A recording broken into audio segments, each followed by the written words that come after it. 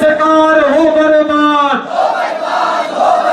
युवाओं के हितों से खिलवाड़ करने वाली कांग्रेस से पुलिस प्रशासन मुर्दाबाद, कांग्रेस सरकार शर्म करो, भारत माता, कांग्रेस सरकार मुर्दाबाद, भारत माता।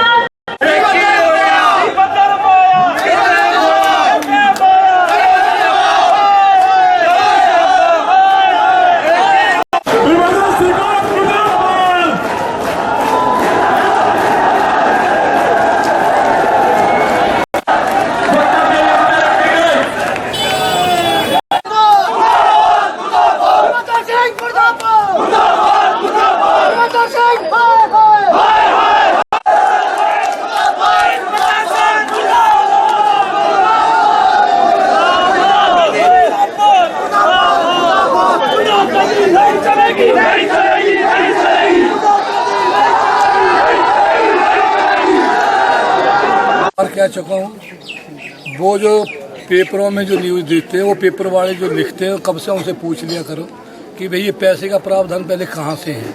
आप जो करोड़ों की घोषणा करते हैं, पैसा आया कहाँ से है? या तो वो एमएलए की प्रायोरिटी की सड़कों का पैसा होता है जो नाबार्ड से अप्रूव हो जाती है, या जो एमएलए का अपना फंड है या एमपी का फंड है, जो भी यहाँ पर विकास हुआ वो उसी फंड से हुआ और एमएलए प्रायोरिटी से हुआ।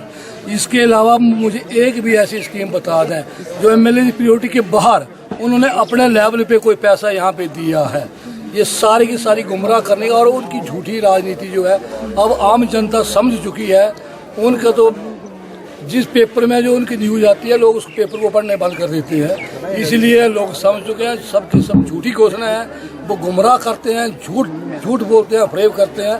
उनकी राजनीति अब राजनीतिक दिन उनके खत्म हो चुकी है, इसमें कोई दो राय नहीं। मुख्य उद्देश्य ये था कि जो प्रदेश में पूरे प्रदेश में कानून व्यवस्था की स्थिति चरमरा गई है, उसके खिलाफ लोगों को जागृत करना और युवा मोर्चा का जोश जो आज इस आक्रोश के रूप में रैली में दिखा, वो इसीलिए था कि प्रदेश की सरकार को जगाया जाए कि जो कानून व्यवस्था की स्थिति पूरे प्रदेश में चरमरा गई है, उसके मद्देनजर हमारा राज्यपाल जी से अनुरोध है कि इस प्रदेश की भ्रष्ट सरकार को बर्खास्त किया जाए।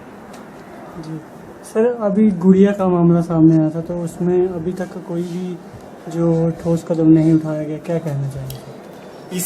इन्हीं मुद्दों को लेकर हमने आज ये कार्यक्रम किया। होशियार सिंह की हत्या हुई, गुड़िया का अपहरण हुआ, बलात्कार हुआ, हत्या हुई। अभी कल धर्मशाला में लाठीचार्ज हुआ, ऊना में एक 37 दिनों के बच्चे का अपहरण हुआ। आज जो जानकारी मिली है उसकी भी लाश मिली है वहां पर। तो इन्हीं बातों को लेकर हम जनता के बीच में जा रहे हैं कि कानून व्यवस्था की स्थिति पूरे प्रदेश में चरमरा गई है, ताकि लोगों को इस बारे में जागृत किया जाए और इस भ्रष्ट सरकार को इस प्रदेश से उखाड़ फेंका जाए। सर, एक और सवाल कि अभी आपको अगर टिकट मिलता है तो आप कहां से लड़ेंगे? मुझे भैया कोई टिकट नहीं चाहिए। मैं कोई टिकट के आवेदन करने के लिए आज नहीं आया था। मैं भारतीय जनता पार्टी का एक कार्यकर्ता हूं, ना मैं टिकट मांग रहा हूं। अगर मिलेगी तब भी वापस कर दूंगा, ये मैं आपको बताना चाहता हूं। इसलिए ना मैं टिकट की कोई डिमांड कर रहा हूं, ना मांग रहा हूं, ना मुझे चुनाव लड़ना है। मैं भारतीय जनता पार्टी का वो कार्यकर्ता हूं, जिन जिन व्यक्तियों को टिकट मिलेगी उनके लिए काम करूंगा, ताकि इस भ्रष्ट सरकार को इस प्रदेश से उखाड़ा जाए। सर, युवा मोर्चा की चुनाव को लेकर किस तरह की तैयारी चल रही है? युवा मोर्चा ने ये तय किया है कि जहां से भी वीरभद्र सिंह जी चुनाव लड़ेंगे, युवा मोर्चा अपना पूरा जोर वहां लगाएगा और वीरभद्र सिंह जी को उनके चुनाव क्षेत्र में हराएगा। जैसे हमने उनकी रानी को पिछले पार्लियामेंट के चुनाव में हराया था, आने वाले विधानसभा चुनाव में वीरभद्र सिंह जी को चुनाव में हराएंगे और 68 की 68 सीटें भारतीय जनता पार्टी के पक्ष में युवा मोर्चा लाके देगा। इस बात का प्रण युवा मोर्चा ने लिया है।